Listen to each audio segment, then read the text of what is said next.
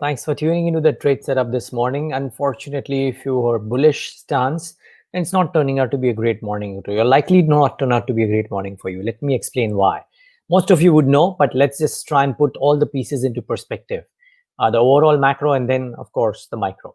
So first, the US markets came off late last night after Donald Trump said that the stimulus talks, there was no need to proceed with them until after elections. So he called off the stimulus talks. This was via a series of tweets, and then various reports suggest that people have had conversations with people close to Donald Trump, and indeed the president has walked away. The Dow was down. Of course, the Dow futures are down after a sell-off overnight. The only thing is that there's a question as to if this is indeed the case, why is the market only sold off 375 points on the Dow? Why not more? I think the markets believe that if the Democrats win the presidency and Congress, then the program could be bigger and come faster on the infrastructure front and therefore the stimulus front. So now that is the hope.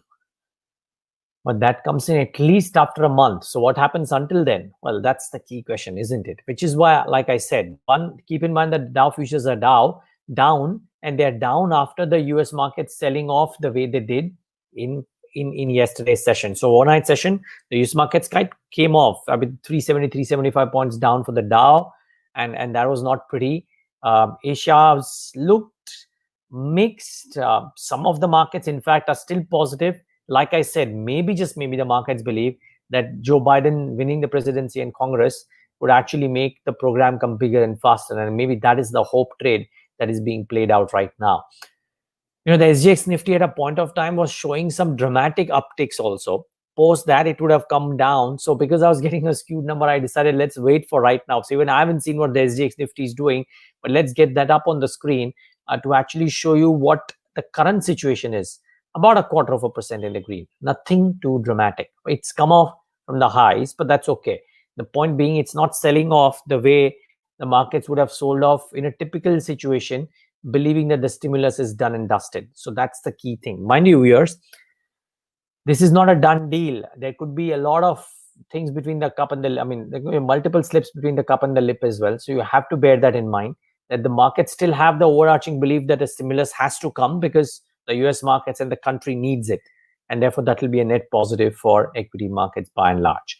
But the interesting thing is, from our market's perspective, we've hit a level from where we've retreated in the past. Remember, this is what I was saying yesterday as well in the trade setup, that while the going is good, just look at this and look at the second half of the chart, which is post August 24th.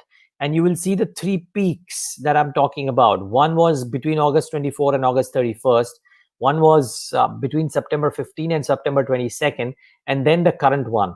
These are the levels from which the markets have come off every single time in the last few. We've now finally broken above a key resistance level.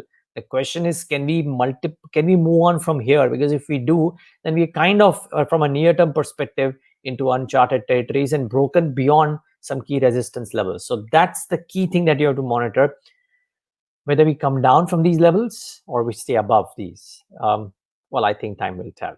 I'm not a predictor.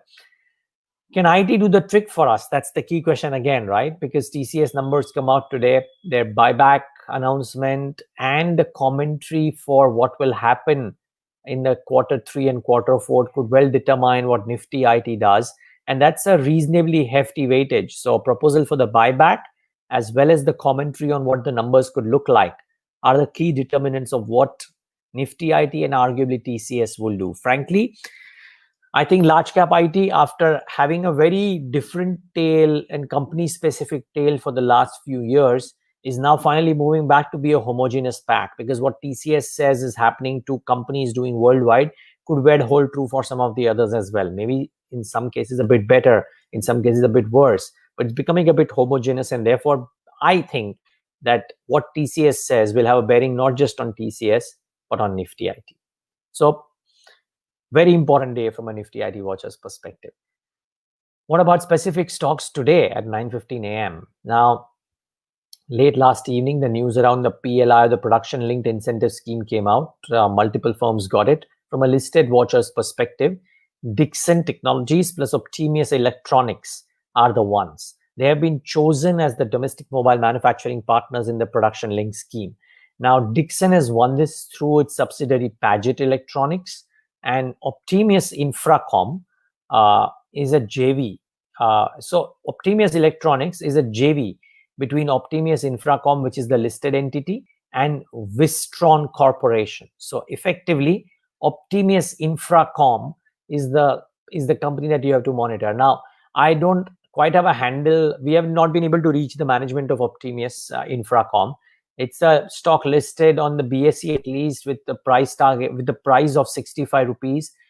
We do not know what the proportion of the JV is between Wistron and Optiemus Infracom, but the JV, which is Optiemus Electronics, has won, and therefore I would presume that should be positive for the listed stock Optiemus Infracom. It's been up for the last 4 or 5 sessions, so bear that in mind. But the numbers probably seem to suggest that it could have a good day. Reliance and ADIA has invested about 5,500 crore rupees in Reliance Retail Ventures. So the money flow continues. They've raised over 37,000 crores now from 7 global investors. So that flow continues for Reliance Industries, and that should be positive. It should also aid the index, by the way. Bajaj Finance. And here are some key numbers. So the AUM growth, which is on a YOY or QOQ basis about 1.3 and 0.5%, has remained weak as certain segments slowed down. But the new loans booked are about 3.6 million, still lower than the usual run rate as the business picked up only towards August end. But maybe there are some positives here. Deposits at about 22.5% YOY growth showed good traction. The provisioning they've considered strengthening the balance sheet by making accelerated provision on account of COVID. So that's actually maybe a good sign too. I think, to my mind, the AUM numbers are well known now. The key swing factors for the stock during the results would be the collection trends and what the management says about growth thereafter that they can achieve. I think these numbers, as you see on the screen, are all discovered, all known. The key is now, what does Rajiv Jain and company say? What do Rajiv Jain and company say when the numbers come out? And therefore, to my mind, this is net neutral. I don't think Bajaj Finance will have an outing the way HDFC had in the session yesterday on their update. That's my limited understanding. Of course, I could be wrong, but I doubt that Bajaj Finance could have as big a flurry as HDFC had in trade yesterday. This is not bad. Let's leave it at that. TCS, as I've already said, will consider the proposal for buybacks. I'm not going to repeat that. And lastly, Zee, wherein Vanguard Group has acquired about 0.6% stake at 246 rupees per share. So interesting that on the day of the results or after the results, the stock was at 192. Then came the announcement that Manish Chokhani has bought about 1 lakh shares at 200 odd rupees in a bulk deal. He's on the board of the company.